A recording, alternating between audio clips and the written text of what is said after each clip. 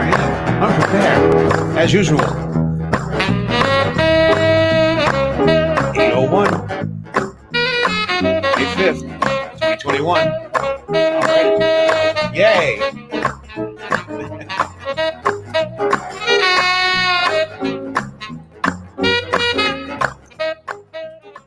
All right, folks, welcome. Cool Crap We Love. Guess what? Episode number 40, not 40.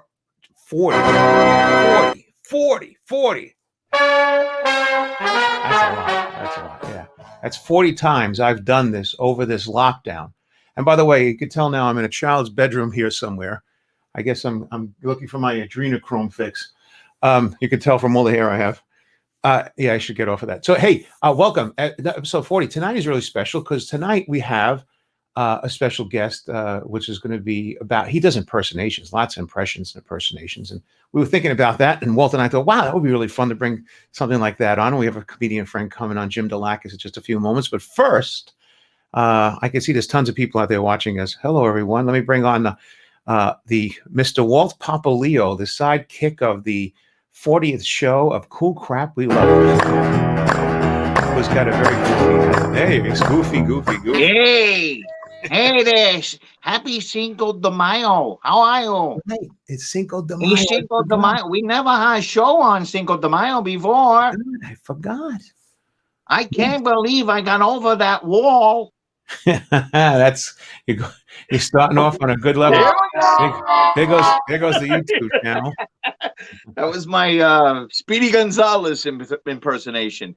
Hey, by the way, how did you get on Epstein Island? I didn't think there were flights going there. I still have it here. Haven't you noticed? It's pretty nice. It's nice. I like it. I'm enjoying this little bedroom right now. Those purple drapes are really nice if you're Prince. I could change it. You know me. I can change this to anything I want. I just wanted to try something keep a little it there. different. Keep it there for when the FBI comes. What's going on with you, Walt? What's happening with you over there? Listen, we were this close to doing a show this week that we are going to be doing next week.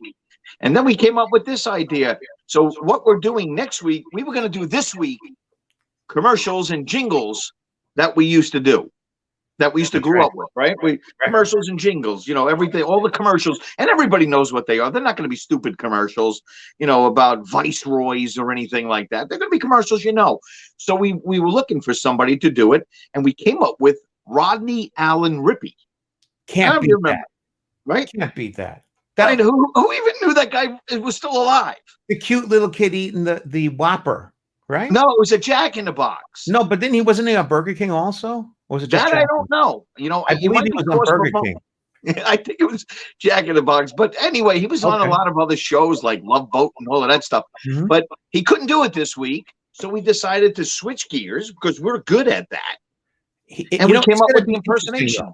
It's going to be interesting to know what he's doing now. Like, what has he been doing now? Like, what when you're a child guy that you're really popular as a young kid, all of a sudden you pop to the future. Like, now what am I doing? I mean, he could be selling real estate. He could be a jeweler. Yeah. He could be anything. No, he's doing auditions, man. He's still doing auditions. And he was a cute kid. He was a really adorable looking kid. Really. Yeah, he was Gary Coleman before Gary Coleman. Yeah, you're actually right. And he probably wishes he had the money from Gary Coleman made as a kid as well, right? Yeah. But that's not music. That's not Benny Hill music. He's telling that's music. That's not Benny Hill. What, in the beginning? Yeah. No, that's generic music. We can't get in trouble for. Yeah, actually, no, that generic music though, we have a courtesy. We tell them who it comes from. Ben Sound. Yeah. Hey, so listen, this is a weird show, right? What are you drinking? Don't tell me. Coconut. Bye. A buy? Okay, what is it? Antioxidant? Okay, come on. Yeah. Does that really work? What's so good about this? Probably not. No, it makes me feel good. Good. That's a new sponsor. There you go. Yeah. Bye. This is not what I am. It's what I drink.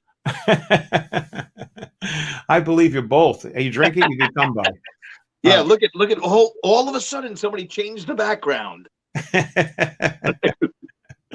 Oh, look who it is. I couldn't find a Mexican to whack Walt today. So Juan said it's a holiday. All right. At least he's being clever. Speaking of impersonations, there's Rumba. Too bad you don't know anybody that does impressions. What did I just say just before? Rumba. What did I say? Yeah, Rumba. No. Sorry, Rumba. We had you coming on as Casey Kasem one time, and you blew it. That was before we had good internet. Just before, I have to tell Bob. Though. I know this is before we got into 2020. But all we had to do, all Bob had to do was come on. I'm Casey Kasem. That's it. And that's it.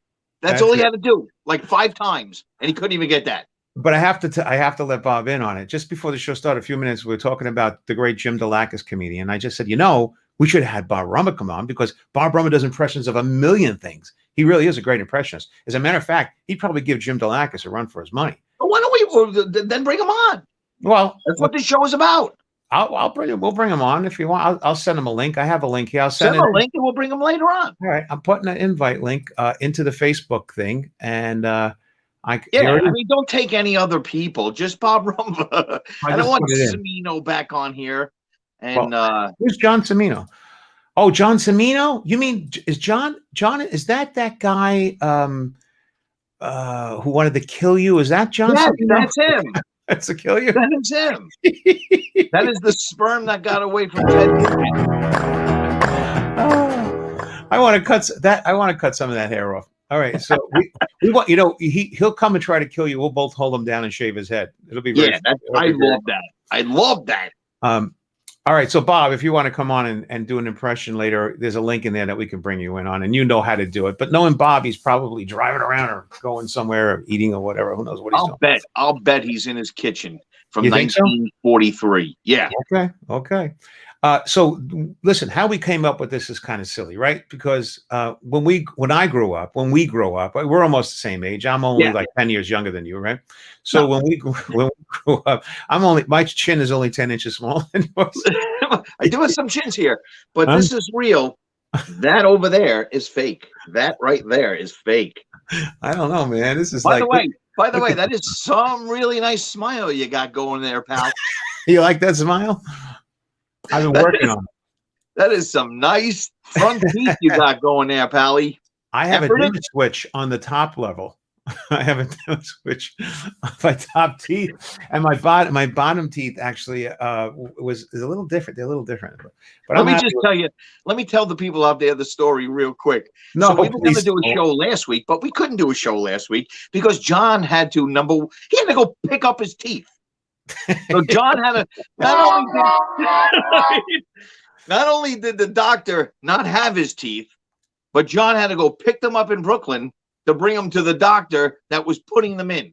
That's the whole tooth. What happened is, in order to replace a tooth, you have to make a mold. Right. You have this rubber stuff, and you bite down, they pull it out of your mouth, they send it to the place. So the guy says, hey, in order to get, your tooth fixed or repaired or renew one or whatever, it takes like a week. And I said, okay, it's Thursday. But then he says, well, you have to overnight it. And so you wait another day. And then when they fix it, you have to overnight it back. I'm like, wait a minute. So it's a week, but now it's 7 days, but now it's 9 days because of the overnighting, right? I said, tell you what, you make the tooth, take the impression, I'm going to get in a car. And I drove to Brooklyn to these Russians. And I went right to their lab, and I came in, I befriended everyone. I said, listen, I really need these quick. And they go, oh, no, it's 7 working days, not the weekend. You don't count that. Yeah. So now I'm looking at like May 13th, 14th. Or so you don't have them? No, I wasn't going to wear it. You got them. You told me. I got them. I just didn't want to wear a temp. I don't want to wear a temp that long. I don't want to wear the temp. Because the temp is John's like 4 or 5 days, you're chewing things and you're going, stick it in the back. You don't want to bite it up and pop that. Because as a Walt, you got to get this. As a ventriloquist, right? I stand there with the hand in the puppet. I got a puppet here. I stand there and puppet. And as the puppet is sitting there working, right? As the puppet is sitting here working, my stance is what? It's this. Right? Hey, how you doing? Right? So that's my stance is this. Hey, how you doing? Well, good to see you. Yeah. Right. So just imagine. But here's the funny part. The funny part is if I by accident bite a donut and a tooth pops off, right? Now when I go do the gig at the theater and I'm standing there, you're smiling right through. You look like you floss with a rope. You know what I mean? You get the huge gap. So yeah, you look like David Letterman. But so now he calls me up. He goes, I got to go pick it up from the Russians. What's a good vodka? Right? What's a good Russian vodka? I'm like, I don't know. What if this guy's an alcoholic recovering and you bring him You're the And second you bring person to say that. him vodka.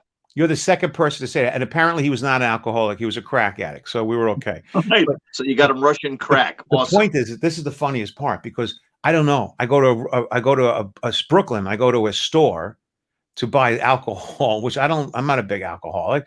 And the door's locked. And I'm like, oh, damn, they're closed. And I go, and I go, oh, he buzzes you in Brooklyn to go into the liquor store because I guess liquor is the crack of the Brooklyn, right? So I go into the store. I say, what's the best vodka you got? I don't know. He says, this is made in St. Petersburg. And I said, give me 2 bottles because my dentist is Russian too.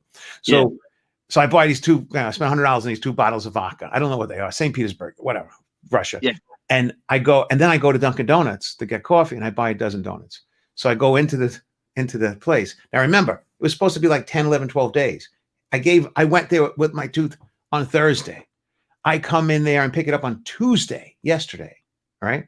You're looking at Friday, Monday, and then Tuesday, Right. I'm there. Okay. So he went from like 12 days to like a couple of days. He took care of me. So I'm like like the tooth underworld. I go in, I give all the girls donuts, which by the way is the worst thing to give at a place that makes teeth, but whatever, I give them donuts, give the guy a bottle of vodka. Then I rush, I take the things, I go to my dentist. He's in there, he pops in your tooth or whatever and everything. And I give him a bottle of vodka. Everybody's happy, win, win, win. I expedited everything, befriended everyone. And now when I need something in the future, I'm going to be, oh, that's the guy that brought us the donuts and the vodka. And hopefully he'll take care of you further. That's all. Right. So, and I'm happy. And they have diabetes and they're both alcoholics. Awesome job. I'm just happy. I got my tooth in. I'm happy. I You're looking good, it, though. and I was willing to pay. Yeah, they look great, right? Look great. Looks nice. There you go. Now the next thing is this. Real. This is the next thing. Yeah, they look real. Little Juvederm over here, right? Little Juvederm, and we're back. Jocelyn. You look like that girl Jocelyn, whatever her name is. Yeah, I tell you the truth. I don't want to look like one of those pulled back crazy people. Yeah, I look real. I feel great. Yeah, I feel great. So listen, why did anyway? So we're going to do impersonators. So we're doing impersonators and famous impersonations that everybody did back when we were younger. Hey, guess who's here? Word to That's wise. my brother. Don't say Cinco de Mayo to a Puerto Rican. Okay. No, it's actually said the same way. In Puerto Rico, they call it Cinco de Mayo. That's right. That's right. Cinco de Mayo. To me, it's May 5th. I'm good with it.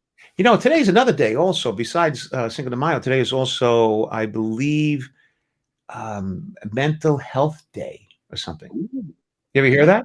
No. I think it's Women's Mental Health Day for pregnancy or something like that. They made some day. I heard about this recently. I don't know. I'm not pregnant, so I don't know.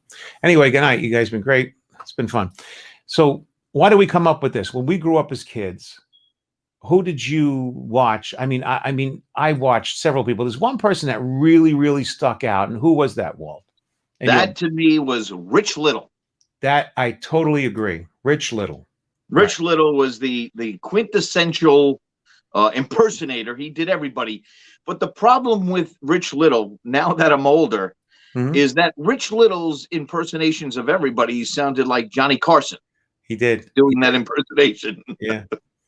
But I will say Rich Little ruled the 60s and 70s as the impersonator. He was the guy. I mean, he was the guy. And then later on, a lot of other people came in, but he was the guy. But he's the guy. He still is. I tried to get him on the show tonight. We'll get him another time. He said, F no, man. I'm not doing that garbage show. He didn't want to do it, huh? He didn't want to do it. It was, he was doing other things. But yes, he used to do Richard Nixon all the time. Everybody, Perky Dick. He was Perky Dick. And everything was, Will. He was Regan. Will. Actually, wasn't it? Will. Mother. Yeah. Mother. He was great. He was great though. And he did a great Carson as well. But then people came out later on. Well, then there's lots of comedians. There's another picture of Rich Little there too, back in the probably late 70s. Yeah, that's later than that, maybe the 80s. That's it. It looks like the Laugh Factory. Yeah, and he looked like he's doing Jack Benny, right? No, probably. Oh, George Burns. I don't see a cigar, but it's one of the two of them. I get the Jack Benny kind of look in there. Jack Benny. I know that jacket and shirt and tie is out and it's in again. It's back in again, yeah. It actually looks like it would go in your bedroom. Well, I don't have that bedroom in there right now. I'm in the 80s. I'm in the 80s. I'm stuck in. You see me? I'm stuck in the 80s. Stuck in the 80s. Yeah. PG in the 80s with his new teeth. Look at this. Did she do impersonations? I don't know, but I was Googling and searching some, and it came up that I guess, because she was a comic actor originally in But she wasn't vaudevillian. an impersonator. Not that I'm aware of, but she came up in the search, and I just thought, that's You're not allowed to pick the pictures anymore. well, I do have your pictures. I picked these pictures. In fact, speaking of, how about this guy? Yeah, one of my favorite impersonations. He was with a horse in a car, and he's like, "Mr. Hoskins, you can't drive a car." The horse's name was Mr. Hoskins. He's driving. He's like, "Hey, Mr. Hoskins, you can't drive." What was the most popular impression that we grew up with, that besides Carson and everything? Because as the 80s came and 70s and 80s came, there was one thing that sticks out in my mind, which I've never done, and who did a great one of him? This guy. Kevin Pollak. Kevin Pollak. Oh yeah, who was it? Who? You're gonna tell me, and I'm gonna knock myself out. I'm not gonna tell you. Let you knock yourself out. Kevin Pollak does a great job in the amazing, the Magnificent Mrs. Maisel, by the way. Yeah, he did. But one of his great impressions, and he still does it. He does 2 or 3 that are really, really strong. One of them was the guy who was one of them is William Shatner. He does a great William Shatner. Yeah, everybody's Shatner. Yeah, that was one of the most popular things at the 70s, 80s that came in. Is like, Shatner. Jim. He was that overreacting kind of guy. And then right. Who was it? Butch Cassidy and the Sundance Kids, the 2 actors. Oh, that was wasn't that Robert Redford and Paul Newman? No, well, Robert Redford was definitely. I don't know if Paul Newman was in it. Maybe. Yeah, I'm losing it. I'll tell you a great story about Robert Redford really quickly. Is that my son worked at Glenmere Mansion, which is right down the road here in Chester, and it's a really expensive place where all movie stars go. Donnie Wahlberg goes there, Bruce Willis goes there, but Robert Redford was there. My son was working there, and he walked into the pool. He was serving hors d'oeuvres, and the guy goes, he's with a girl, and he goes to my son. He goes, "Hey, do you know who I am?" And he goes, "I'm sorry, sir. I don't know who you are. I apologize." Went over to the head waiter and said, I feel bad. I didn't know who the guy was." He goes, "That's Robert Redford." Right. So he didn't know who, my son didn't know who it was. And he's then later when he was leaving, Robert Redford was skinny dipping in the pool with that woman. And Matt, my son, went in there and saw him, and he turned around and he's completely naked. Get out of here. Yeah. And who's you call? My son Matt goes, "Have a great night, Mr. Redford." And he left. So my wife was like, "You saw Robert Redford's junk?" I would have been like, "Is that red skin or red fur?" Yeah, he does. Oh my God. But anyway, that's the Robert Redford story. But yes, what were you going to go with the Butch Cassidy? Oh, by the way, and Kevin does Best Columbo. That is really true. He does a great Columbo. Yeah. Great Columbo. It's eluding me the name of this guy that, and I was thinking it was when Butch Cassidy, but maybe I'm wrong. He Jewish last name, comic actor, always plays a grumpy, angry, upset person, and kind of curmudgeon-y. And is that Jackie Mason? No, but by the way, I listened to I never liked Jackie Mason. I listened to Jackie Mason by accident this weekend, driving not my car, my wife's car, because my car's in a shop for the second time. Brand new car, in for a transmission problem twice in the last year of a new car. Okay. And he just happened to be on the Comedy Central radio. And I actually thought he was really funny. I never remember thinking he was funny. And now maybe because I understand Jewish shtick, I think I love him. I think he's great. Mr. Hartunian. He was Mr. Hartunian in The Jerk. Wasn't he also No, actually, that's John Biner. John Biner was an impersonator who I loved. He was one of them on the TV show The Copycats. That's correct. And John Biner was the voice of that Aunt, but who was he being? He was impersonating Jackie Mason. Correct. Yeah, I used to love John Biner. The John Biner show was good because if you remember, Super Dave Osborne was discovered on the John Biner show. Another fun fact. See that? Another fun fact. Look at that. Bet you Bob Rumba did. Well, Rumba probably knew that. No, Rumba. Let me tell you, I've talking to Rumba for hours driving home from a gig. He knows. You talk from 1940 to 1970. He I knows know. everybody who did what, where, when, and how, and what year, and then he'll tell you about the books and the TV shows that you didn't know. He's really an encyclopedia of history of sounds and voices. I forgot all about John Biner. I forgot about him. He was one of them growing up. But who's another one? You have the other ones there? It's funny that you bring up John Biner because I did pull up a picture of him. Yeah, that's John Biner. I There he think he was also on Soap, wasn't he? I Jessica's don't know. boyfriend. He was the police officer, Jessica's boyfriend. I think you're right. Yes. Yeah. He was. He was in love with Jessica, and then him and Chester Tate were fighting over Jessica. You wasted your whole brain on nothing your whole life. I told you, man. With the memory that you have with all this silliness, and just think of all the information that's imperative and important that you could have put in that brain. I know. But you know who married Jessica Tate? How about this guy? Loved him. I gave you him too. Also, that's Frank Gorshin, who was the Riddler, but he was a really good impersonator. Yeah, he was. And by the way, we're already at 22 minutes in, and we haven't been on our guest, and we have him waiting in the ring. So I don't want him sitting there waiting. Bring him in. I don't want to be rude, and we want to bring him in here because we don't need him. Obviously, we could just sit here and talk about this stuff all night. But we talk about your teeth. We got to bring him in. There's your one teeth more in your comment. car transmission. Martin Short does a great impression. Just saw a clip. He certainly does. Just saw a clip where he was on a Tonight Show with Betty Davis and kept doing an impression of her. Yeah, he did. He does. Martin Short is hilarious. Betty Davis was another one that everybody did way back when. Why? Because she's a huge. Because she had that type of accent that it was very easy to impersonate. You sound like William Shatner. The way you said that. I didn't say I was an impersonator. Is that William Shatner doing Betty Davis? Is that what it is? She talked like that all the time, didn't she? No, that wasn't him. That was William. He's like, I have to tell you, I have to go here and do that. I think was that Seinfeld? Same thing. That's Seinfeld. I'm gonna hit you with a hanger. That's my impersonation. Anyway, so now I've worked, and you know this comedian as well. I've worked with him many times over the years, and he's always killed. As a matter of fact, he gives you a run for the money if he's before you. He's a really strong act. He's a New York-based Australian comedian, actor, writer, and comedian. Jim, he's been touring around the U.S. for the world and for the last 15 years, headlining in major comedy clubs. He also does magic comedy clubs. But he's worked in New York at Stand Up New York and Broadway Comedy Club, Danger Theater in New York City. We worked together at the Borgata in Atlantic City many times. He does corporate events, and I've had him at my comedy club. Yeah, I'm sure you have. Love and he does great impressions, and he's clean. He's funny, doesn't hurt anybody, and he's here tonight. So please welcome comedian and funny man and impressionist and impersonator, Jim the Aussie Dalakis.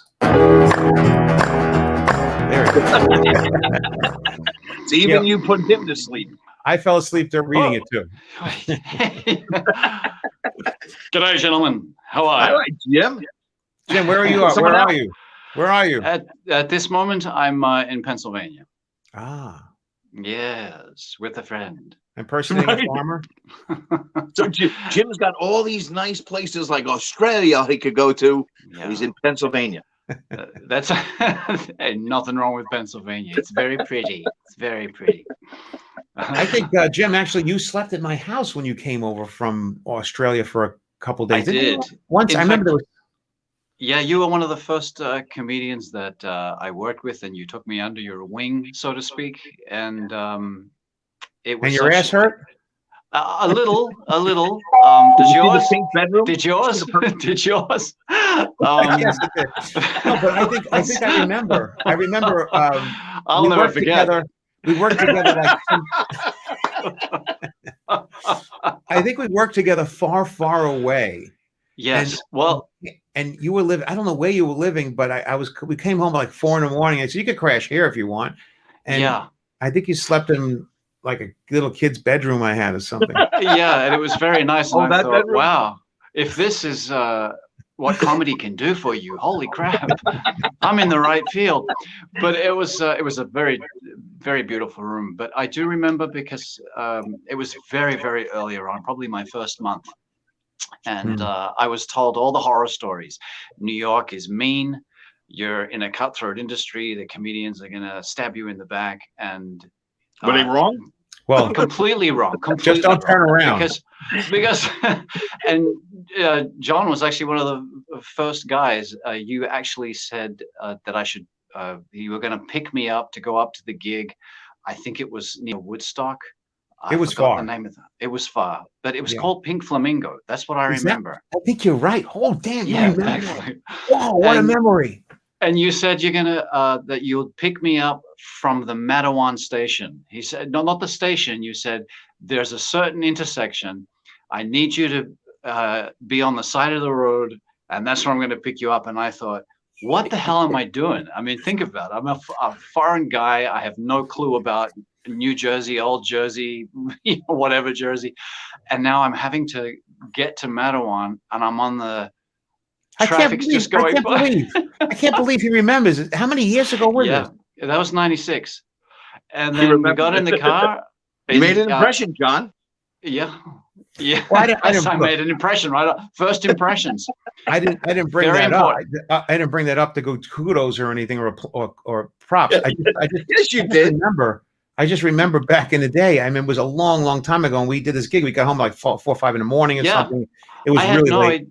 I had no idea what I was doing, but I did well. And you said to me after, like, wow, you really got something. You're really good. And I remember. And then you said, I'm not going to make you go get the train. So why don't you just crash here? And then the next morning, you and your wife, you were telling me how it works. Do you want to be on the road, or do you want to do city spots? And I mean, it was a different time back then. You know, it's not like that now. But you gave me a lot of advice, and I just thought, well, where's the backstabbing? And we've been friends ever since. And then you saw me. You saw me. I think it was maybe 2 years later, because I told you, you know, I left family, friends, relationships, and everything back in Australia to do this. And when you saw me at Pips in Brooklyn, you said, "Hey, remember me?" I said, "Of course I do." And you said, "You're still at it, and you're so much better." You were better. I remember you saying, you said to me, "You got steel balls, my friend. Steel balls. You got steel balls." And there you go. That's because I cut them off the night you slept in my house. He still says that about people.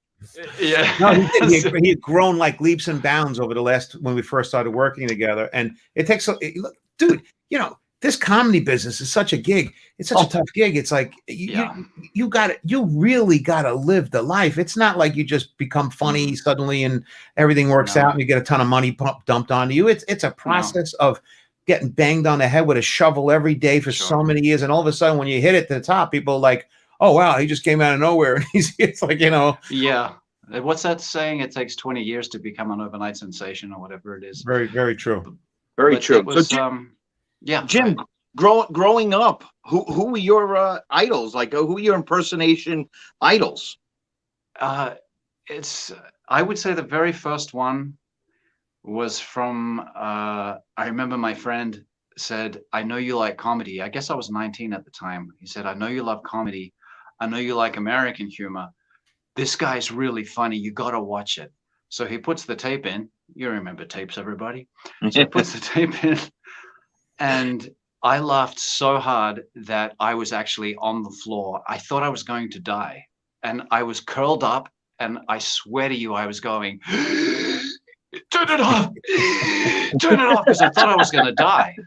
Anyway, that guy was Eddie Murphy, and it was delirious. And he probably inspired me to get into stand-up. There was a couple of Australian comedians, but as far as impressions, he was so similar to what I want to do, so that when I saw him, I just thought, man, this is amazing. And it's still amazing to me. And I think years later, I wondered, why is it that I like that so much? Why did it affect me so much?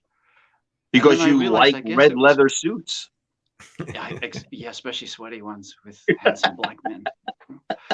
But I think what I came to the conclusion of is this was happening subconsciously, where I was watching him, and here he is, a Black American comedian, 11,672 miles away from where I am, and I'm a white Greek Australian guy. He's talking about his relatives, and they're my relatives. And I realized that, my God, if I can transcend cultures like that and not offend, but to have people identify with what I'm doing, like he was doing, then I'll be so happy. You know, I mean, I identified with all of it, and I didn't grow up like him. I was in a different country. So I think Can I that's give why you some it advice really here? stuck. I think Yeah. you're overthinking it. Well, this is the thing. I wasn't even overthinking it. It just suddenly hit me. You know, at first it was just, this guy's funny. I was hoping he was going to say, yeah, I saw Fred Travalena one time on late night TV, and I said, that's what I want to do. Yeah, but you know, you didn't start with impressions. You started doing stand-up first before impressions, or impressions first and then stand-up? I was extremely shy, still probably am in many respects. So I would just do impressions. I would just get up there and just do impressions. And I had nothing to go with it. What was your first impression? That I want to get out of here. My first impression, I guess my first impression was probably my dad. I was doing impressions of my dad for my mom and for my sisters. And I still do him in my act. And then I guess as I was getting older, it was school teachers, the principal, and the teachers would find out and want me to do it for them, you know, do the impressions. I told you, man, everybody loves that. Yeah, it's amazing how people just, I didn't understand it until I worked with someone in the hotel industry that he wasn't a comedian. He just had this gift of being able to mimic other people. And he mimicked me walking. And I couldn't stop laughing. And I just thought, no wonder people enjoy this shit. Yeah, you know? I love it, man. I love it. Yeah, it was quite a... It's almost magical, though, isn't it? Because like when you watch an impressionist or an impersonator, I guess an impressionist, it's magical because you look at them and you're like, it's almost like when people watch a person play the piano or a person do a ventriloquist, and they think it's a magical thing. Like, it's like, how are you able to hook on that sound to become that person? It's not like it's a normal thing that everyone can. Mimicking is not something everyone can easily do. It's difficult. It's impossible for most and easy for others, you know. And, you know, I did this one-man show called Schizo, where I realized that I wanted to go beyond an impression. I wanted to actually become that character, you know, kind of like the way an actor, if you were going to play Stallone in an autobiography, you can't just go and impersonate Stallone. You have to become him. You know, you have to see how he walks. Like the same way that Jim Carrey really owned the Andy Kaufman role, you know, like, so when I did this one-man show, I did it, and it was basically about me being bullied and looking up to these American icons to get me, including Bugs Bunny, who got me out of all this hell. And it was a lot of escapism, and they all come to visit me. So instead of just talking about it and saying, you know, and then I was visited by Rocky Balboa. I actually have him coming in and going, hey, yo, Jim, how you doing? Rocky Balboa. Hey, I saw what you did by that. You know, so I thought that as an actor, let me really just go beyond an impression. And I remember when I had this Broadway producer come in to see the show, she told my manager, I was delighted with what I saw because I thought when you told me about it that I was going to get a comedian doing impressions and I got an actor doing characters. Wow. So that was a really nice compliment. So, but when you say it's magical, I look at someone like Rob McNaughty, and when he does, my favorite is when he does Travolta. No, the other one. We can have some Doc. What's his name? I'm getting old. Christopher Walken. No. Dice. No, what's that? Gilbert. I could do Gilbert. What's that actor's name? Everybody can do Gilbert. Everybody can do Gilbert Gottfried. Who the hell is that actor? He's in everything. And he's a current? Yeah. Francis Ford Coppola's nephew. What the hell is his name? Oh, Nicolas Cage. Nicolas Cage. He does Nicolas. He does Nicolas Cage.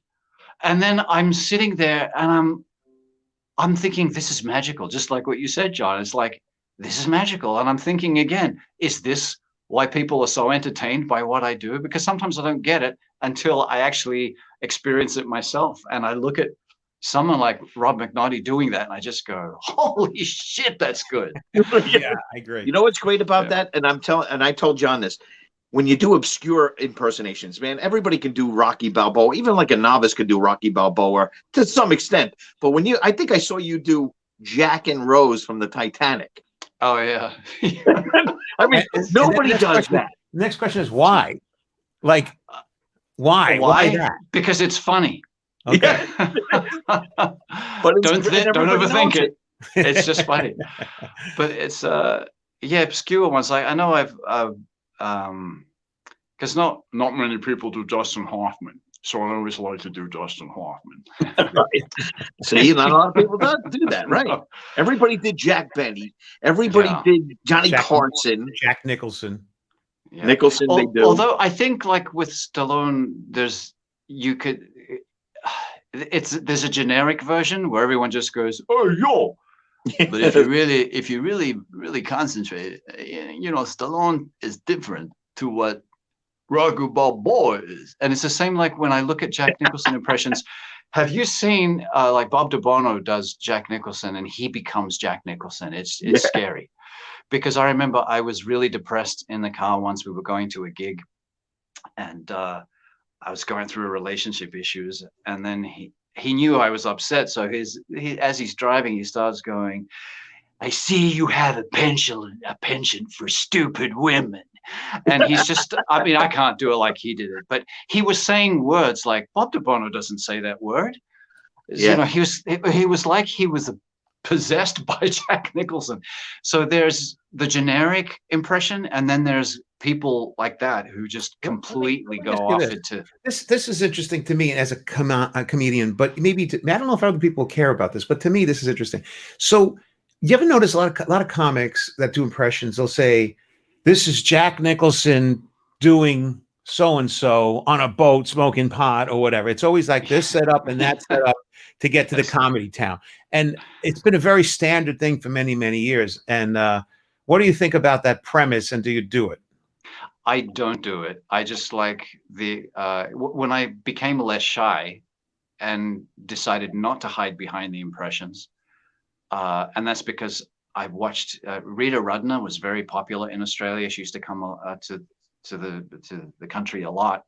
Mm-hmm. And I think she even started a club in Melbourne, but I was enamored by her because she was doing such funny material and the way she would act. And I just thought, oh, I think I get it. I think you need to do material. So I did more identifiable material and just buried the impressions in there. So it was never like a surprise. It's like a surprise. Yeah. Because there's guys that come out that just do impressions, but if you start doing your act and then impressions come into it, that's a completely different thing, which is awesome. Like Jack and Rose. Jack and Rose. I'm telling you, he did that. Please do that. That's just a great. I promised him we wouldn't make him a monkey. No, you don't have to make a monkey. I'm already. Well, that's not what you said when you first met me. You put me in the bedroom. And what did I say? Oh God, that hurts. I get PSTA when you. PC, you should have put one of your puppets between his legs when he woke up. He did, but it wasn't a puppet. He did, but it wasn't one of his puppets. It's creepy. It's creepy having a puppet. And I had a friend of mine who was a magician. This guy Jay Mattioli. He slept over here for a couple of nights, and he was in. And I have a room here out of the studio that's all dummies. It's a magic room. It's all magic and puppets. I showed it to you. It's great. It looks like a museum, but to sleep and wake up and see all that stuff around you, it's creepy. You had that there when I was there, didn't you? I don't know. It was too bad. I mean, I believe when you said 97, right? 96. Yeah, because it was like my second month there. Damn. I wish I could remember what was it was Pink Flamingo, but I wish I could remember the name of it. You're right. It was a place. And you know something? I also remember sitting in this. It was a crappy place. And I remember we were in there with a wooden table. We were telling jokes. Another time, you and I were on the road once in Florida too. I remember you telling me this. We were all sitting at the table telling dick jokes in Florida. You remember? Of course. Yeah, we were having a great time. I think we did a college or a comedy. I don't know. It was Maybe it was you, I, and two other people. Maybe.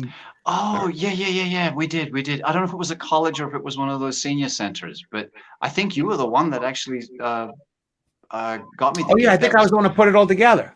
Yeah, you did, because I remember going to the airport really early and thinking this is really great, and the thing wouldn't go through, and the security guy goes, "Yeah, it's not working," and I said, "What the hell?" And then I realized I should have been at JFK and not LaGuardia. So, I remember we went out to like TGIF and we're having dinner. Yep. And I remember telling the nastiest dick jokes that night, really good ones. And everybody, and maybe it was Tom, me, you, Tom, was it Tom Cotter?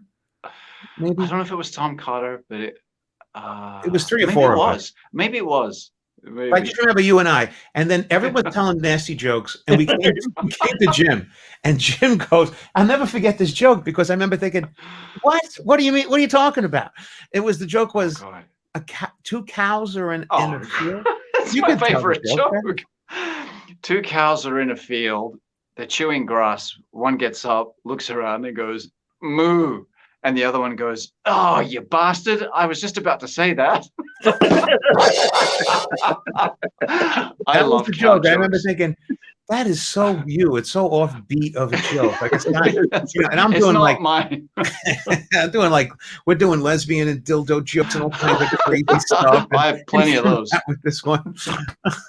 Back in the day, it was a long time ago. So let me ask you a question. So what is inspired? I mean, kind of Walt is asking you that when you said with Rita Rudner and stuff, but where are you finding your inspiration then and now to come up with this stuff? It's a good question, In conversation, I think it's but it's got to be somebody like Rich Little that you look up to, or Frank Caliendo. No, not really.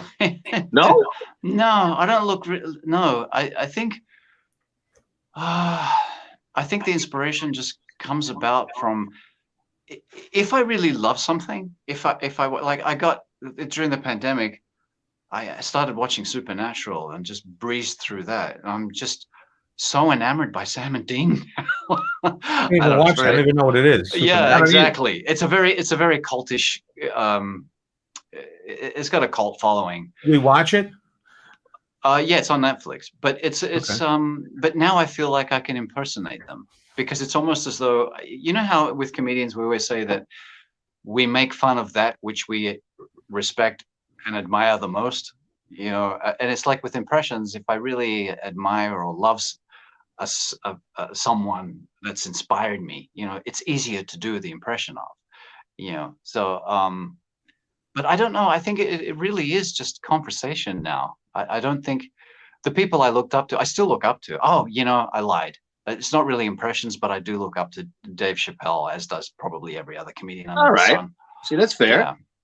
Yeah. Because Jay and I were talking about this earlier, Walt, where he does things where he makes things that you would think are offensive funny, and I just find that so admirable.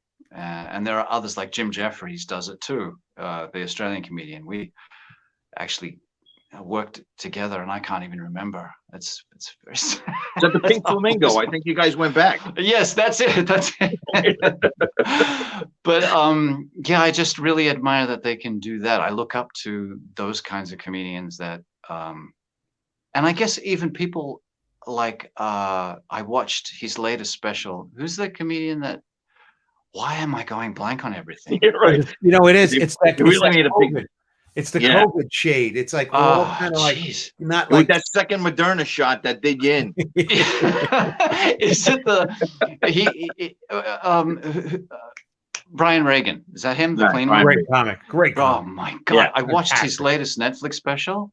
Unbelievable. He didn't curse. Clean as could be as a whistle, and every 2 seconds. But you know something? I always say, amazing. And I study comedy. I really do. I love comedy. I really love it, and I study it. And you can never get enough, and you can never learn enough, and never grasp the whole thing. It's like physics. Like when you start studying physics, you start like I'm a big fan of physics. And you get little bits as time goes on, a little more, but you can never really encompass physics. It's too big of a spectrum, Yeah, and in comedy, it's the same thing with guys like that. I study like Brian Regan, and also who's the other? And again, I'm forgetting his name. I always forget his name. The really white skinned guy who's a little chunky, lives in New York City. Jim Gaffigan. Gaffigan.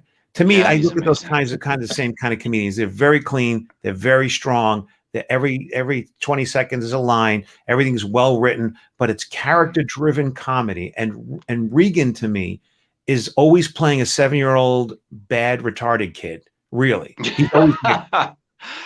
he's always the Yeah. bad. He's always a kid who's got a problem. He's really an 8-year-old that's out of control in a sense. Yeah. And I think that's what we all relate to him as a comedian. You know who another one is that I just watched all of her specials and I love them all. And I think, how does this bitch get so much material? But it's Elijah Schlesinger. I love her. Love her. She's Great incredible. comic. She's so incredible. Because I always, I said to my friend, I go, you know, if she reminds me, she's like me, but as a woman. You know, because that's, I mean, I aspire to do what she does because every special she's gone through something. Like she was single, so she talked about that. She got married and talked about all her bridesmaids and stuff, and it was just freaking hilarious, you know. And so, and I'm a dude, you know, and I'm relating to it all. Maybe that says skinny something as a about twig, that girl too.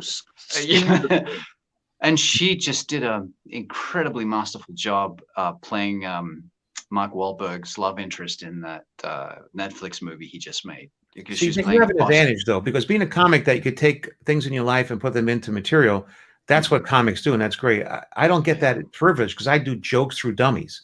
It's one. Plus, you don't do anything. You don't do anything except this. I know, but I've had funny things happen. And I don't I'm not able to take them nothing to do a life experience. Nothing.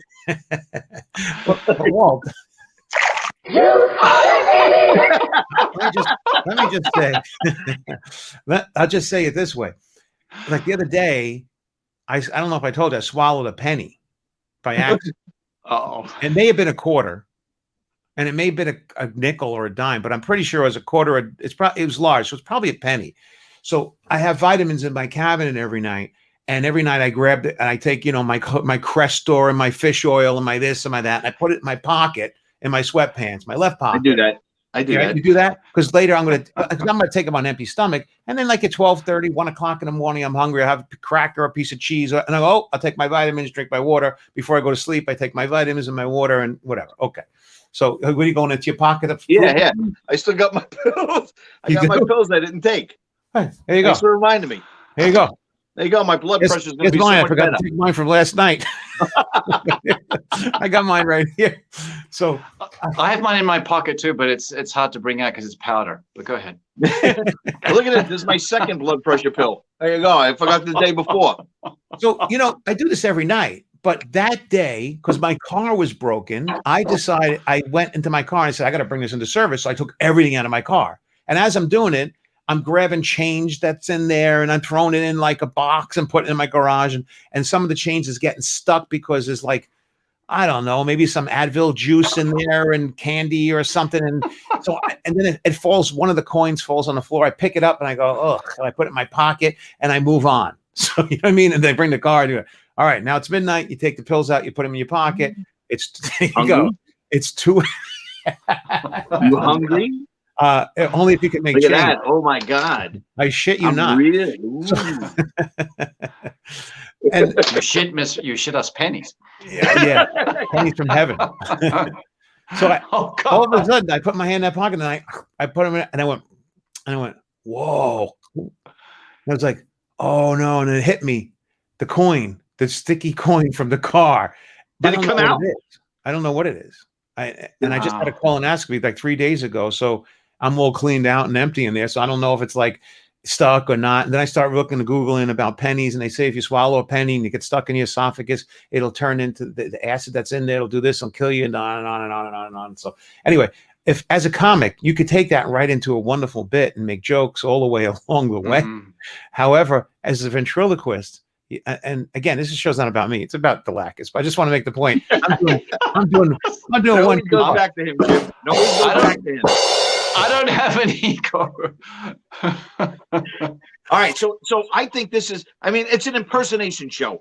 So put up a couple people and Jim, tell us if you can impersonate this person. Okay. Yes. Oh boy. Enough of my stories of being inadequate. Thank you. You made me hungry for money. Abraham Lincoln was all the way down your throat. Yes, Johnny Carson. Johnny Carson. I didn't grow up with Johnny Carson because I grew up in Australia, but I knew enough about him. Very good. Yeah, That's actually pretty good. That was really good. That's off the cuff too. But these are guys that every impersonator did when they were younger. Which is why I don't do them. But some people do. But that was a great impersonation. Who else do we have? Groucho. I used to like to do Alan Alda doing Groucho in MASH. Alan Alda. Margaret. Don't keep it inside you, Margaret. Guess the secret word, you win $10. Is that the way something like that? Guess the secret I wouldn't word? belong in a club. I wouldn't belong to a club. I love Had Groucho. me in it. Love Groucho. Now why? Way ahead of his time. Way ahead of his time. Humphrey Bogart. Everybody did Humphrey Bogart. Everybody does Humphrey Bogart. I believe that it was a shrapnel from World War II. It was an injury that ended up in my upper lip. Right. Yeah. One time, my doll, I ate a penny. Oh, I don't even know who that is. Carol Channing. Everybody did Carol Channing. She was some character. She was some character. I almost turned in. Funny, I tried to do an impression of her, and I ended up sounding more and more like Katharine Hepburn from Connecticut. That's who I was thinking before. Everyone does Katharine Hepburn. That's who I was thinking before. Hepburn. Yeah. All right. This guy, everyone did too. Oh, Paul Lynde, of course, yes. I remember him on that Celebrity Squares show. That middle square. Yes. Who's that? Jack Benny. Everybody did Jack Benny. Way before my time. Wow. If you don't mind, how old are you? Let's just say, like above. Yeah, exactly. You hesitated so long. You're done. It's fine. Okay, but that's actually not a joke. When people ask me how old I am, I actually go, because I forget. Jim, you're above 50 or below? A little above. All right, so you're us then. You're with us. Yeah, you're with that. But he didn't know who Carol Channing was, so. I don't. But also, a lot of it's got. Yeah, I mean, I grew up with a lot of American comedians, but some of these I wasn't familiar with. John, or I'm just saying that because I can't do impressions of them. Go ahead. Back then, John. Back then, we had 8 channels. In Australia, they probably had 2. You're right. We had one, and no, we did. I think we had about. How many did we have? Probably 4. I think we had 4. 4 channels. So they didn't get Carol Channing. No. But everything was, I actually felt guilty when I first came to America. People go, you know so much about America. And I go, yeah, isn't it cool? You've only been here for a month. My God. I'm thinking, little does the bitch know that I used to watch the Partridge Family and the Brady Bunch every freaking night. Yeah. Anyway. That's Jim Dalakis. He's getting lots of props over here. Look at this. Hey guys, I adore all of you. And look at this. He's like, I love my favorite Jim. I love Jim. You too. Oh my God. Christopher Walken loves you too. Oh, it's Peaches Rodriguez. Peaches. Cary Grant. I love you, Peaches. Cary Grant. Who did you ask me to do before? Jim Dalakis. Oh yeah, everyone does. Like, oh, what do you do when I get a light? I actually like doing him more when I loved him as Doc. Marty, get in the DeLorean. We gotta get the flux capacitor going. That's amazing. See, that's great. Okay, Heine. Let's go, Heine. Funny. It's pretty funny. I like it. You build a time machine, Doc. Out of a DeLorean. Okay. Now he's got competition. Rum is ready to come in. Bob, I put the link in the description. I put it in there. You could come in. I told you this was going to be trouble. He's good. Bob will Casey Kasem. I'm Casey Kasem. Here it is. The Terminator. Can we do the Terminator? Of course, I can do the Terminator, but I like to do Arnold when he was in the pumping iron phase. Hey, look at the big Mike. How you doing? Look at that. You're looking very big. You're looking very big. Look at that. Lou Ferrigno, you shouldn't even compete because I'm going to beat you. That young Arnie is hilarious. I love young Arnie. putting an invite link into the Facebook thing. Who's that? Me, I'm pasting. Everybody did that. Who's talking? That's not me. It's like it's a delay. It's like what we already said. Is that on you, No, John? that was me. I was pasting Rumba the link into where he could find it right away. Oh, God. All right. Who else you got up there? I got a bunch here. We have let's see, people we haven't spoken about yet. Why? Classic.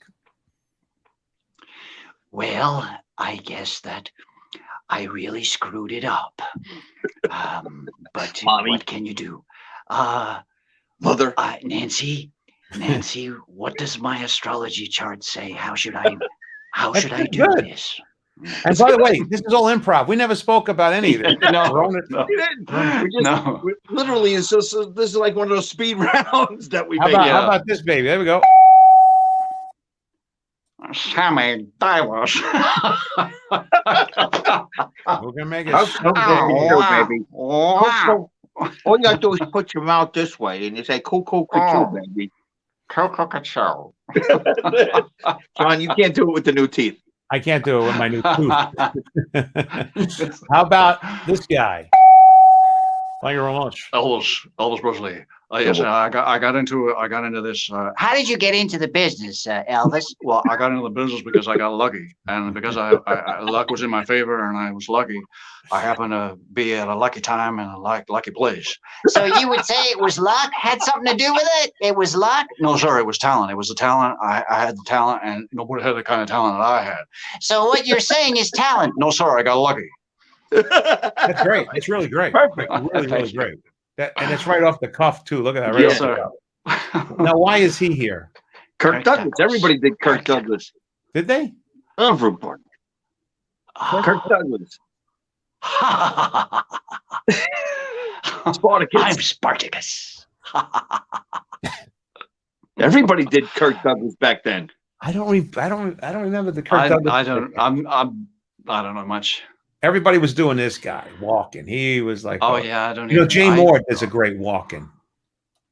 Comic Jay Moore. Yeah. There's the cowbell all the time. The cowbell. It's a little You know, bit. when my cousins lived in the same neighborhood that he did, and they said that he would be watering the lawn, and people would wave at him, and he'd just go, "Hi." He was really good, very very open and sweet to everybody. Yeah, but that's a dream of an impersonator is Christopher Walken. Yeah. Yeah. Which is why, again, I don't do him. Good. What about this guy? Everybody loves this guy. When I was a kid, I used to do impressions of George Burns because I Wow. used to watch the show. And there was also another one where there was a Mr. Bundy. Hello, Mr. Bundy. We used to watch that show. How do you keep these in your head? How do you keep them all in your head like that? I don't get it. I don't know that. Like I said, so much American television as a child, I was just enamored by You it. start becoming them, right? You start becoming them. That was a great George Burns imitation. Thank you. And by the way, two guys that do great imitations or impersonations was, of course, this guy. Who's that? Come on. I can't see. Saturday I need Night Live. glasses. I don't know who that is. Christopher Guest? No, from No. Saturday Night Live. He was in Master of Disguise. Oh, that's Mike Myers. No, Master of Disguise. Master of Disguise. I don't know. Oh, Dana Looks like- Carvey. Thank you. Dana Carvey. Danny Carvey. Boy, he didn't He age looks- well. Wow, he looks Yeah, great. he looks like Gary Oldman in that picture. Yeah. Well, he was That's like actually Gary Oldman in that in Dracula. he was supposed to yeah. die. He had like a really bad heart problem that he had to have an operation on in the 90s, and he was in like he wasn't supposed to make it, and then he came out of it. By the way, I don't know if I watched that movie when my daughter was very young, The Master of Disguise, that he played all the different characters in it. He played an old man. He played a guy with a turtle, a flamboyant gay guy. He played he did like 9 characters in there, and every one of them is fantastic. He played a guy an Italian guy. He played a retarded young kid, who worked in a place great. that made pasta with his dad. And I never every saw it. character, I I'm didn't telling either. you, it's a really silly movie for family and children, but it's great. It's really great. This- I watched it. I don't know how many times. was great. That's why I love the Nutty Professor with, I mean, I love the old one with Jerry Lewis doing the Nutty Professor. But I love Eddie Murphy doing his whole family. It's just shocking how good it was. And Coming to America too was he did all characters there, right? Brilliant. Coming to America, yeah, he was the old guy in the barbershop and the old Jewish guy in the barbershop. Mm-hmm. Yeah. You know what's funny? I saw that when I was in Australia, so I loved it. And he comes out the window and goes, "Good morning, New York," and someone yells, "F you!" And I just thought, I don't get it. Then when I was living in New York for a year, I watched it again and I went, "Oh yeah, that's hilarious." All right. Now, Bob is still trying to come in. I put it inside the notes. I don't know why he's not getting it. All right. Give me technical difficulties. Yeah. You guys just do me a favor. Talks amongst yourselves for a moment while I send him this thing. What's his name? Jim, what other impersonations are your favorite? I really love to do Liam Neeson. I really enjoy Liam Neeson. I love it because there's something very intriguing about him. It's just like everything he does and everything he says is dramatic, even if it's not. Like, what would you like? Do you want sparkling or do you want flat? Give me sparkling. I mean, see, that's really, really dramatic. Every Liam Neeson movie, he's gonna kick somebody's ass, and he's gonna do it. I'm gonna kick someone's ass. I'm gonna come and get you, and that's all there is to it. Do you understand me?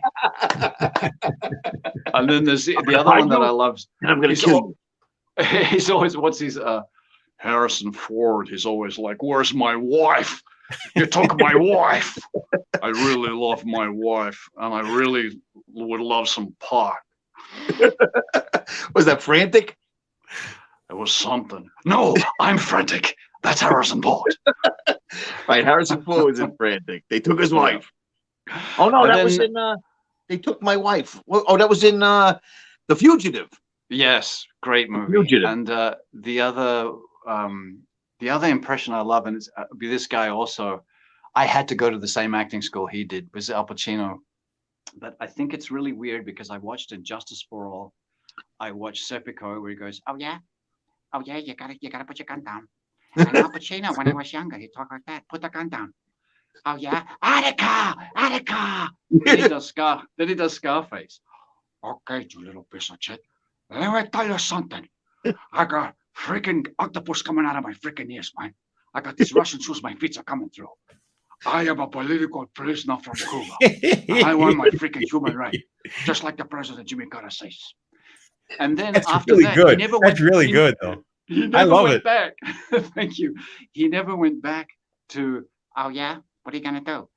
Then he kind of stayed that way and became just a lot more vocal, like, "Oh, he's got a great ass, doesn't he?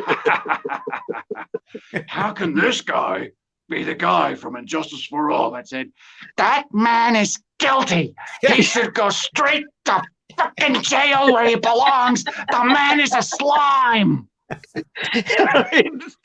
That's great. Wasn't he just great? He was in a series with Nazis or something, right? Wasn't he just in a series with them? I think so. I haven't seen it. No, that's a great series. It's only one season, but it's really good.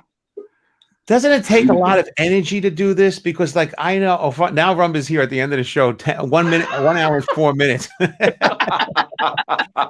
Jim, you don't know. We got to see what he does. Jim, you don't know Bob, but you're going to love Bob because Bob is like you, loves impersonations, and all that kind of stuff. And he knows everything, where they came from beginning to end. It's really amazing.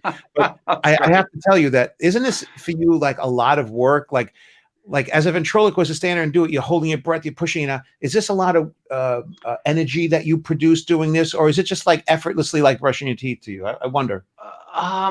That's a good question. If I'm preparing for it, it's not as bad, but off the cuff, it is kind of exhausting. I remember you did say something to me when I told you about my one-man show, where I talk to them and they talk to me and then they talk to each other, because it's like I not only have Rocky Balboa talking to me, and I go, I also have Bruce Lee and Mickey Goldmill in the same room. So it's Stallone saying, see, what you gotta do is you gotta find something that you love. You understand me? That's right, kid. You gotta find something that you like. And when you do it, you gotta get into the gym and you gotta work at it. You understand me? Just like Bruce says, isn't that right, Bruce? That is right. What you need to do is you need, as Stallone tells you. Are you sure, guys, this is what's gonna happen? And I remember I did that for you, and you said to me, John, that it's like, wow, that's almost like being a ventriloquist with lots of dummies. And I wonder if that's because I think what you do must be exhausting to you know. No, it's not. It's not exhausting. It's not. It would be doing different characters. Bang, bang, bang, bang. I mean, some of them require more effort back and forth to do them. But what's more exhausting is moving in the sound systems and carrying in the puppets up and down. Performing is the fun part. That was my DJ days. Just so you guys know, they're still talking about you guys up at the Pink Flamingo. Yes, that's right. That's right. And it doesn't exist anymore. And I guarantee you now, after this whole entire COVID thing, that we could go there and go back there and probably work for half the money we got back in '97. Yes. Right? That is correct. Let me bring in Bob before we end this off. So let me introduce you to him. Bob is lives in Pittsburgh, but is originally beautiful town life in Chicago. And he's a connoisseur of impressions. So, Jim, you'll enjoy this. And by the way, this is not a show to me. This has been more just like a lot of fun. I tell you the truth. I'm having how it started, though. I know, but this is just a lot of fun. I don't feel like we're doing a show. I feel like we're just hanging out at the bar, having drinks or whatever. You know, it's kind of fun. Yeah. I'm really enjoying the show, and I'm sorry that we're already an hour and 7 minutes. And there's 800 people watching us that we have to shut down on sooner or later. But well, they can all come over to my. What are you guys doing? Just come over. What part of Pennsylvania are you in? I'm in. Oh, okay, all right. I understand. You don't want to tell us your age or where you live. I get it. No, I just don't want people stalking me. Program because he's impersonating cops. Maybe. Speaking of look what I got here. See this? I did a fundraiser for the police. Lovely. They gave you a shirt? Yeah, they choked me and gave me a shirt. I did a fundraiser for some criminals, so I hope you. See, it was perfect, and that's the synergy that we must keep. We got to keep it going. We have to keep it going. Yin yang. Thing and yang. That's exactly it. Actually, I'm a very big fan of police. I really am. Even though people have problems, I love them. Here we go. My closest friend is I can't say, but yeah, you can't even say. You don't want to say where you live or what your age is. He's a Royal Mountie. Hey, would you like to tell people where you are now and where and your age? Me? Yeah. Yeah, I'm in Mumbai. Put a mask on, bitch. You know Tess Drake. You know the comedian Tess Drake. Her and I were going back and forth on Facebook. So I sent her a message. I says, "Listen, I'm a really cool guy. You know, I just like playing around on Facebook." And then I looked at her profile and said she was in Mumbai. And I said, "Are you really in Mumbai?" She goes, "No, I just do that so assholes don't come after me." Yeah, Tess is correct. Yeah. That is the correct answer. Let me bring on Bob. So here is from Pittsburgh, New York, who's a comedian, ventriloquist, and impressionist. New York. Wow. Pittsburgh, New York. Yes. I can't tell where people are coming from now. We can't do this any longer. I'm Casey Kasem. That's all you had to do. Here's a long distance dedication. Well, at least he didn't get dressed up for this. That's good. Yeah. Well, I was doing TikToks today. Oh, you doing TikTok? Yeah. How's the TikTok thing going? Did you have a good time? Yeah, See what I did there? Yeah, it's like masturbating. You do it. You're at home with no audience. It's perfect. It's a lot of fun. It's it actually really. You know what it's really good for is actually it's sort of like a way of rehearsing without just like doing it in a mirror or something. You can see what you're doing back, and then if you don't like it, you redo it so you get it to where you want it. That's all. Tell us, Bob, what is your TikTok channel? Bob Rumba. Clever. Oh my God. Clever. That is the I was correct going to call answer. mine that. Yeah. Would you mind making them and put it in as John Peasy TikTok? This way I don't have to do it. Yeah. Now, listen, tell us, Bob, what mistakes have we made today as we're going through the show? Because I know you were dying to probably say, no, that John Biner was this and John Biner. Your mistakes is you talk about impressionists, but you don't let anybody do it. You didn't even let him do any till it was almost done. Talking about his own personal life. We're no rush. We're no rush. Who is Go this ahead. guy? We don't know where he's from. We don't care what he does. We just want to hear impressions. So they Even I don't care where I'm from and what I do. And then Walt makes him do ones that he can't do. That's good, Walt. He doesn't let him do the ones that he could do, like just say, do some for us. He's like, hey, I picked these out for you. You can do these. That's what you did. Hey, Rumba's a different guy with a camera that works now, huh? And look at this. It worked before. It's just that you guys were working on setting up everything. People are looking at you now. That you have 701 followers apparently on TikTok, and 135 videos. By the way, if you do the math, that's not good. That means you're lonely. You're never good at math anyway, John. Actually, Bob and I are good friends. We go to the ventriloquist convention in Kentucky every now and then. I go in, and I've roomed with Bob for a whole entire week, and we always got tons of laughs. It's always been lots of fun. So Bob, what mistakes had we made when we were talking about impressions? Did you real quickly tell me, because we're at the end here? I wasn't really paying attention to you, waiting for you guys to make mistakes. So like, I got to go in. They're going to talk forever. I wasn't really watching. All right, I sort of half watch. So what impersonations I had do you dinner, do, Bob? you know.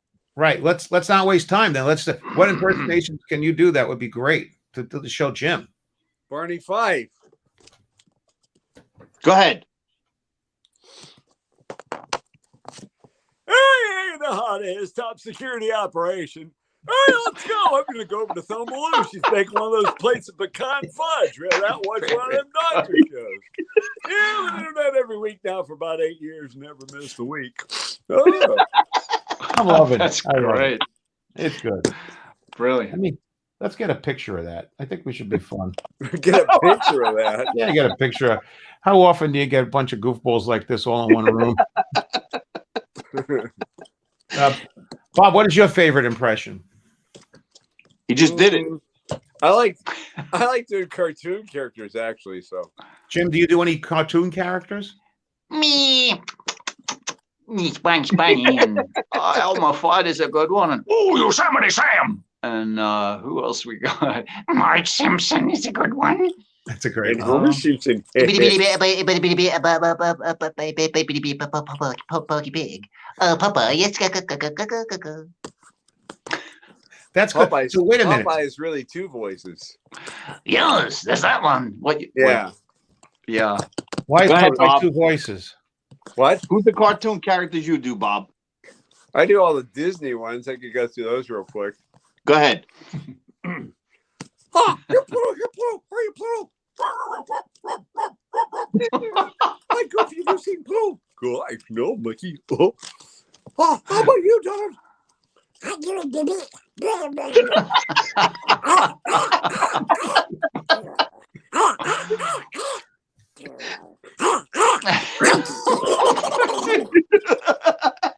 That's phenomenal. That's great. That's the He does best Donald Shaggy Duck I've too, ever right? heard. He's in Shaggy, I think, from the Scooby-Doo, right? What's Oh, that? Shaggy. Zoink, Scoob, like I'm starving. I could get a sandwich like this big, and that would just tide me over till the bigger sandwich comes. Now, let me ask you something now. Let Jim, me have some of that Schlesinger. Zoink, Scoob, like that. we can have dueling impressionists here. And by the way, Well, I was just complimenting his impression as like I no, thought, but it's well, interesting because you guys are both like impressionists, and we're actually impersonating hosts. So it's beautiful. It worked. It worked so well. Yeah. So this would be really funny if Bob did a TikTok with Jim, and you had dueling. Like in other words, you come on, you're Shaggy, you're Velma, and then you guys switch roles. You know what I mean? It's We're Shaggy guys- and My Scooby. voice isn't that high. Maybe yours is. I don't know. Yeah. That's funny. So Bob, just we have to close this up. I don't want to end this off on a low note, but Too late. Yeah, Like too every late. other week. I'm bringing it down already. How about But who is the hardest impression for you, Bob? And who do you love the most out of all of them? Like what is the? I know you. I mean, obviously you like Mayberry RFD, but which is the hardest one for you to produce, and which ones took you the longest to actually? I don't know if they're harder to produce. Nobody knows Paul Lynde anymore. I always like playing with doing that. So go ahead, give us a Paul Lynde. I love Paul Lynde. Me too. I like to do him in. There's a show called Where's Huddles, and he was the next door neighbor. He would go, "Hi, I'm Claude Pertwee, and this is my cat Beverly. We live next door to the Huddles. They're football players. They're savages." You know what's really funny? Bob's gonna take his glasses off to do the impersonation. Yeah, getting in character. I don't have to, but you would have nothing to talk about, Walt, if I didn't. So, and then the people that see me now always think that I'm turning into. I think I am though too. Like Ed Wynn, like that. I think I'm becoming him. Actually, as I get older, I'm becoming Ed Wynn. I can't stop it, Hey, something, you're getting a good compliment over here. Fun show, thank you. And somebody said, actually, Bob's body of work on TikTok looks pretty awesome. Solid evergreen content all over there. Yay! How you like that? I got to get on that. Yeah, well, yeah, it's maybe very I should consuming. Say you can lead a horse to water, but a pencil must be lead. All right. So, all right, Jim, your hardest impersonation before we go. Well, it was really tough for me to start to do John Lennon and the Beatles because I wanted to do every separate Beatle. Isn't that right, Paul? Yes, that's right. It's right. Isn't that right, George? Yes, it's correct. And I'm with the Maharishi and here's Ringo. Play the drums But the hardest one ever was trying to do Mrs. Doubtfire because it was so unusual. But hello, dear. Look at that puppet. We've come to the end of the StreamYard, dear. So it's time to say good night, dear, because we're in a very tight ship. John has to go away now. He has to swallow some more Abraham Lincolns, dear. That's right. Until they're right in his butthole, dear. Or in his stomach, dear. That's right. I'm going to make change. John's an ATM machine now. And Bob, you want to hit us one more before you go away? Go. Oh. Well, thanks for the Beatles for being on a show. Next week we have terrific Tammy Tarantino and her terrifying tarantulas from Toluca. Thanks for having us on, Ed. We really appreciate it. You introduced us to America. You know what I'm doing? Ringo too. We love Ringo. Yeah. We do. Now get back on the drums. Yeah. You know what I'm doing with this? I'm making a gift for this for the future. It's a funny gift. A gift. Good. I'm making a gift.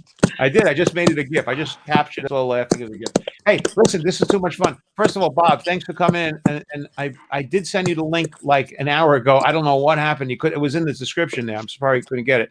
But It wasn't glad there. you popped in at the end. And I'm also glad you time traveled with that great jacket. That is some jacket you got there. Whoa. This is a suit. Is it really? Yeah. Pants that match it?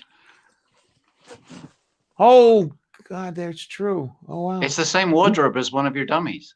Yeah, well, my dummy was actually good in that. It's pretty. It's like pretty a loud. vaudeville suit, Boy, he dresses snazzy. Yeah. And Jim, where do we could find Bob at bobrumba.com. And Jim, where do we find you at for your You can find me at comedianjim.com and comedianjim.com. Twitter, Comedian Jim, Facebook, Comedian Jim. It's so easy. Comedian Jim everywhere. And is there anything coming up? You got anything coming up? Anything? In late June, I'm going to be in Myrtle Beach at the Comedy Cabana. Excellent. And it'll be so good to I did see that. Stage, yeah. So, Jim, I really appreciate you coming on here. Well, you don't think I have a guys having job? me. You didn't ask me if I had a job. I know you're on TikTok. It's TikTok. Bob Rumba. No, I'm at Disney for a week at the beginning of June. Oh, that's right. That's right. What day is that? June 5th I go in, so it's the 6th. Okay, you'll be at Disney World. That is really, really cool. And by the way, anyway, I appreciate you coming in too, Bob. And Jim, this is like we were hanging out, just like having a good time. Thank you. And guys, Thank if you you like so the much. show, Yeah, you know what to nice do. to meet you, Smash too. the like button, subscribe, over there on the YouTube that's falling down. You can catch us on Cool Crap We Love at this place right over here. On You can catch BitChute, me. on Facebook, on Aurora. What else we got? We're on BitChute. BitChute. Remember Rumble? Are we on Rumble? Rumble? Yeah. Rumble. We're on all of them. Nobody watches. I know a bunch of We're on things I don't even remember. Yeah. Ballbag.com. We're on that. We're not on that one yet. Today, I think we're going on that today. Porn.com. Yeah, we're over there too. We're there all you ready go. for breakfast. Oh, okay, let's have breakfast. Thank you so much, guys. We'll see you next time. This is too much fun. Thanks, Jim. Right I over won't Bob's let go, Corner. Jack. I won't let go, Jack. Jack. I won't let go. I won't let What go. a Come back. time to go smoke the doobie. Come back.